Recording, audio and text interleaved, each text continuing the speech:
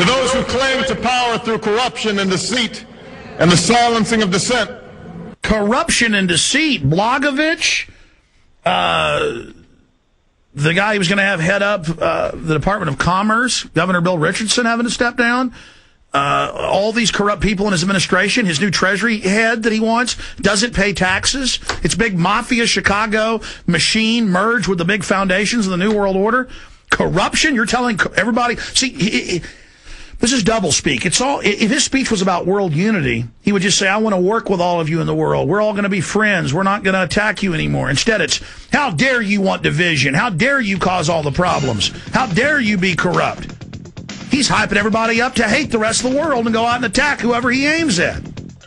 I mean, do you see I've never seen a speech with this much deception and evil. And when folks post this at prisonplanet.tv, it's live streaming right now, our analysis. I hope all of you make sure this video goes viral. It'll probably be 10, 15 parts. We're going to come back, continue with this. We're about 80% through. Stay with us. This is key. Everything we said came true. Everything we've done's been right.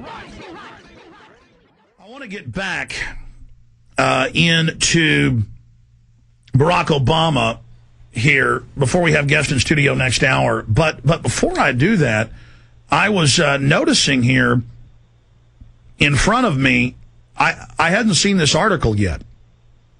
CFR boss Richard Haass on Colbert. Now, earlier in the hour, I was talking about how he said in the article that they wrote, that Paul Watson wrote a story about last year and linked to, where he said, we're going to use the war to save the earth as a way to make humans the enemy so the state can organize and control people, and terror, fake terror.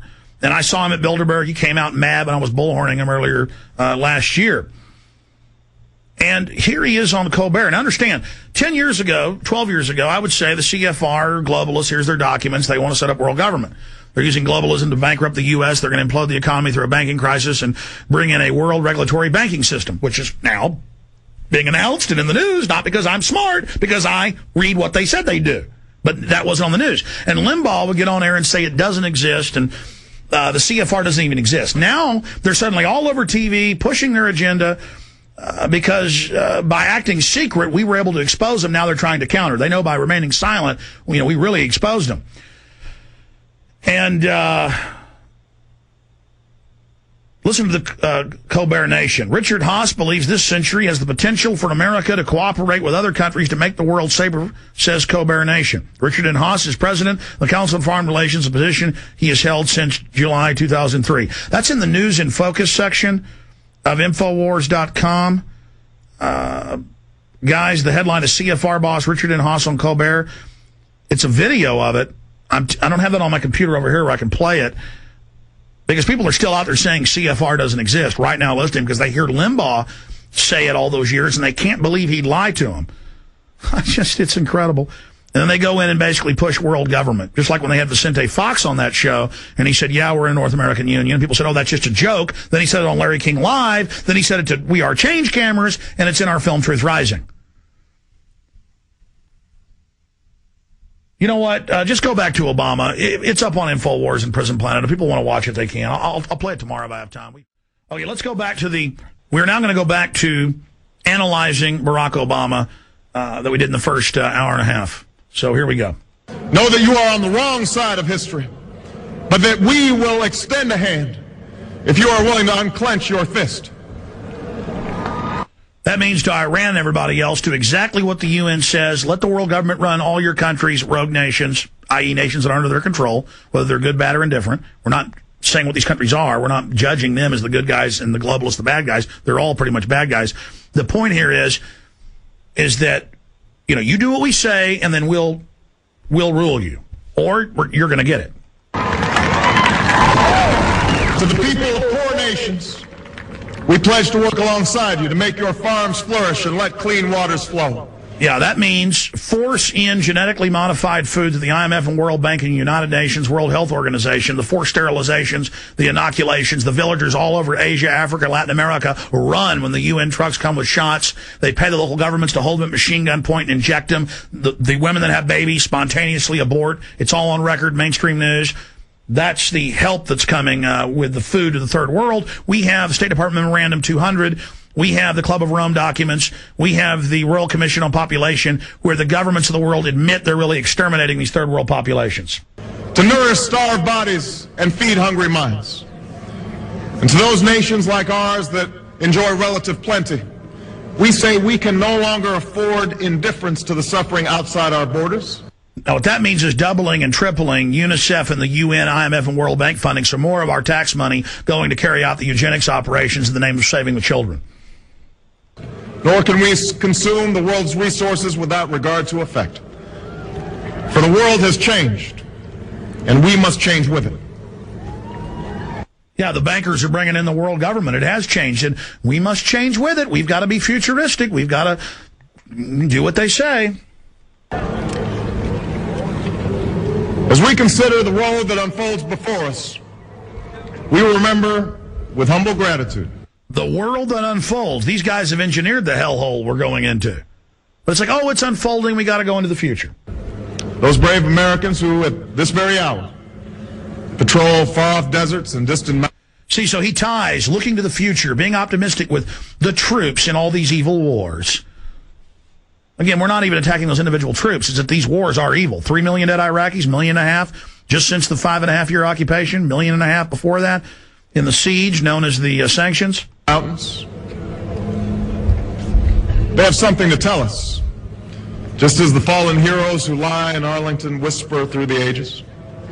See, now, if you're not for Obama, you're against those that lie in Arlington, all those little white crosses, all those tombstones, all those stars of David, all those crescents, all those dead Americans. They're out there in Arlington, and you get with my agenda or you're against them.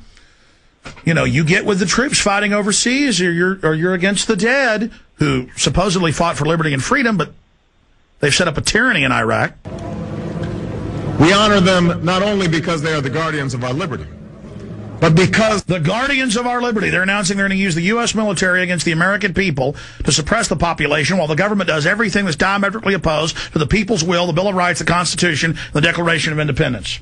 They embody the spirit of service, a willingness.